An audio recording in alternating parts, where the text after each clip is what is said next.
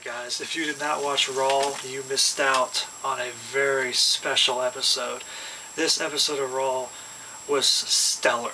I loved it from beginning to end. Had to be one of the best Raws in a long time. And I'm going to get right into it. A lot to discuss in only 10 minutes. Raw was hosted by Carl Edwards, another NASCAR guy. You see him in the parking lot doing donuts. He comes into the arena.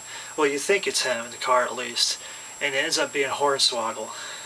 Anyways, Hornswoggle got his little 2 seconds of fame for that night. And anyways, you see Carl Edwards finally make his way down to the arena. And he jumps up on the turnbuckle and does a nice flip. And it was very, very good. He does flips a lot better than some of the actual wrestlers do. Well, anyways, he talks about how the Daytona 500's a week away. You know, it's their WrestleMania, you know, blah, blah, blah, blah. And he talks about how the Saints just won the Super Bowl because they were, in fact, in Louisiana.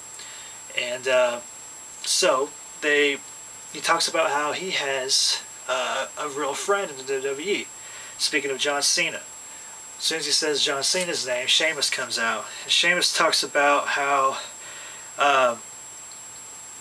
you need to make him the last participant to come into the Elimination Chamber so he could be the freshest guy. And he was trying to harass him a little bit and whatnot. But then we get to see Christian. Christian makes a Raw appearance. Very awesome. He comes out. He's talking about how he was upset because Edge didn't mention the ECW Championship or himself last week when he was going over who he should take on at WrestleMania. But then he goes to say, well, I understand because ECW is going to be no more in 2 weeks. So he understood totally. So he basically goes on to say that all the ECW guys are going to be free agents, meaning they can go on whatever show they want. So Christian wanted to test his waters in Raw and see how the peeps were doing over on Raw, which is why he was there tonight. Well, immediately they made a match, Christian versus Sheamus, which was actually a really good match. They worked very well together. Sheamus ended up winning that match, which I thought was good because he is the WWE champion, and you know, Christian is actually a legit guy for him to beat. You know, it's not like he's beating Evan Bourne or somebody like that. So Sheamus, as the WWE champion, gets a nice win over a good superstar.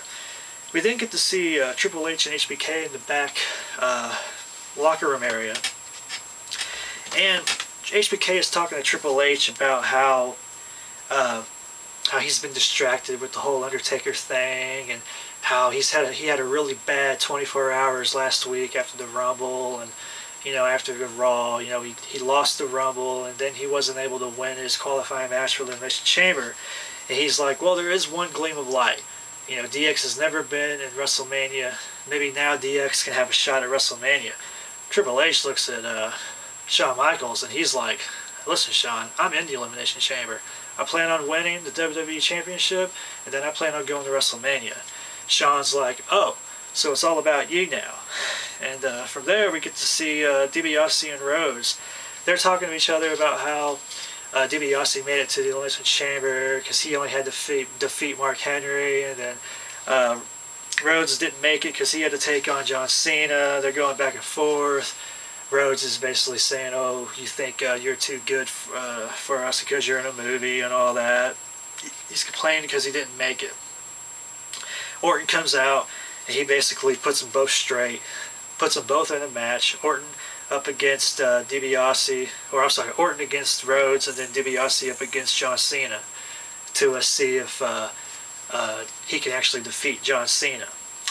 Anyways, from there, we get to see Straight Edge Society take on DX, take on Show and The Miz in a triple threat for the Unified Tag Team titles.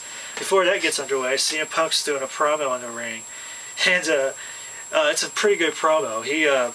The Subway guy, Jared's there in the audience, and he asked Jared to be the spokesperson for the Straight Edge Society. He declines. They get ready to go out there and jump him, I guess. Anyways, DX music hits. They come out, and then the Show, Big Show and The Miz come out, and they have their match. You know, I really was thinking that Straight Edge Society was going to win. I think it would be great if they did. But they got eliminated. So I was like, oh, damn, DX is going to win this match. They're not going to give the belts to the Big Show and The Miz. Well, guess what? I was flipping wrong. Triple H is about ready to win the match. He's got The Miz down. Shawn Michaels tags himself into the match. Triple H is like, what's going on? The Miz pushes Shawn Michaels up against Triple H, knocks him out, does the roll-up, gets the win. We have new tag team champions, The Big Show and The Miz. And it was great. I was so happy to see that. We're finally seeing the breakup of DX, and we're getting to see the breakup of Legacy. It's just looking great. But anyways, after that, we get to see an interview with the newly crowned tag team champions, and they give themselves a new name, Showmiz, kind of like Showbiz, but Showmiz. I thought it was kind of cool. Anyways, then we get to see Shawn Michaels in the back with Teddy Long. Shawn's asking Teddy Long if he could just trade him to SmackDown, and then immediately take somebody out of the SmackDown Elimination Chamber and put him in there so he can get his opportunity to go after The Undertaker. And Teddy Long's like, listen, man, I can't do that.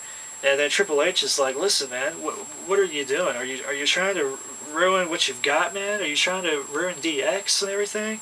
And then Shawn Michaels goes, my career is over. And I think super kicks Teddy Long. And it's like, what the fuck, man? And that was a pretty good super kick, too, by the way. And then Shawn Michaels just takes off. It's kind of a pretty weird segment. Then we get to see Gail Kim versus Jillian. Very short match. Gail Kim wins.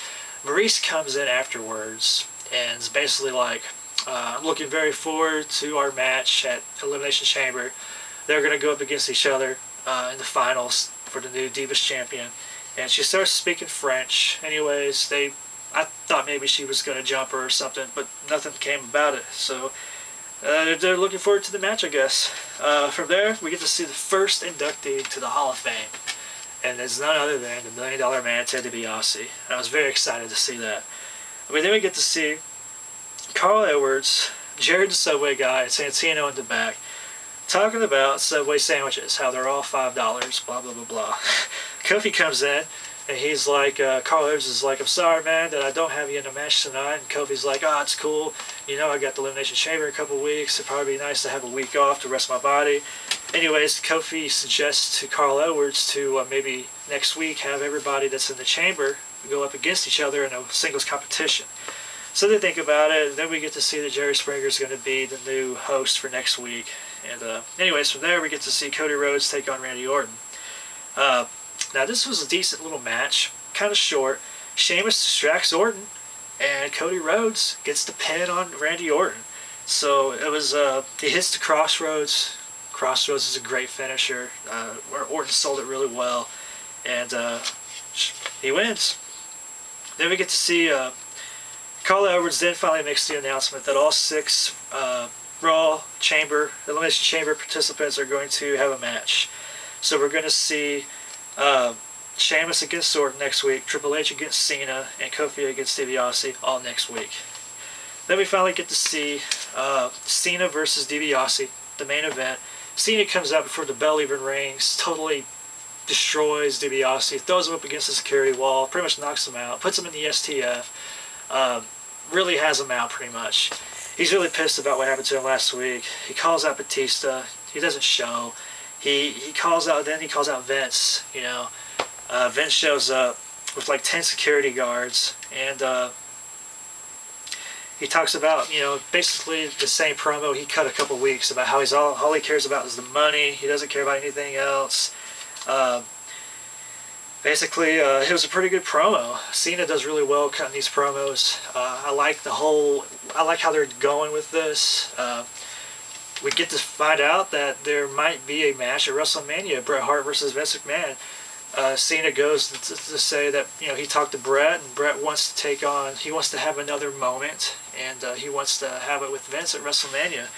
So Vince agrees to it, but then out of nowhere, Bret Hart comes out and attacks him from behind, and then Vince reneges on it. He's like, nope, we're not doing it now.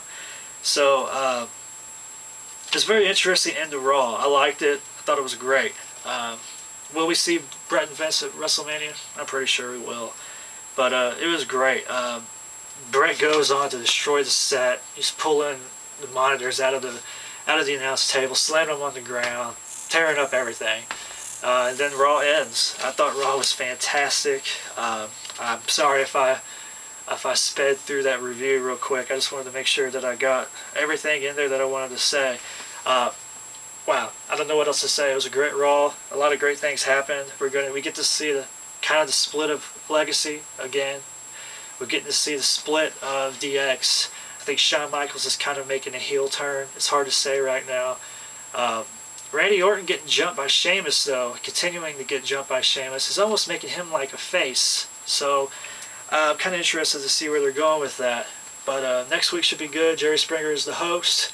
There's no telling what they're going to do. But I give Raw 2 thumbs up, man. Fantastic Raw. That's it for me. Peace out.